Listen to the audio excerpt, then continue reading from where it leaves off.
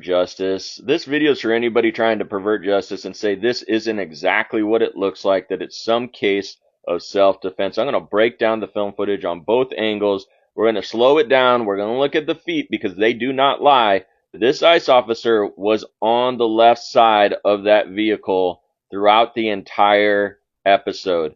As I slow this down, you're going to want to look at the feet. You're going to look at that tire. You're going to look at the feet. This is at the time that he made that first shot. You can see the glass is breaking. He shoots, and his feet are there to the left of that tire. There's no doubt with that video footage that he's to the left of the vehicle. Now, when you look at this other frame, this other video that's been put out there, it makes it look as if he was pushed back by the vehicle. But when you run them simultaneously, you are going to see that this guy was to the side of the vehicle. He was not in danger, and in fact, he slips on ice, and we're going to look at the proof that people were slipping on ice out there. It makes it look as if his body was somehow moved by the vehicle, but you see the first officer slips. He also slips as the vehicle starts. You're going to see this other officer slips right there, and he gets helped by his comrade.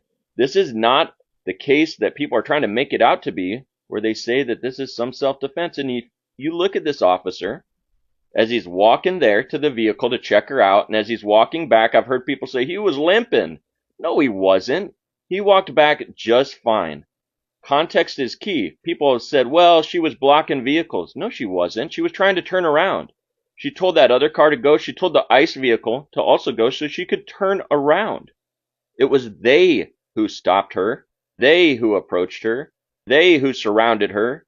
She did what many people might do. She got frightened and she tried to leave. You know who else left?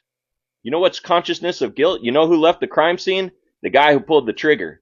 He left the crime scene before the ambulance came, before the help came. He got out of Dodge pretty quickly there.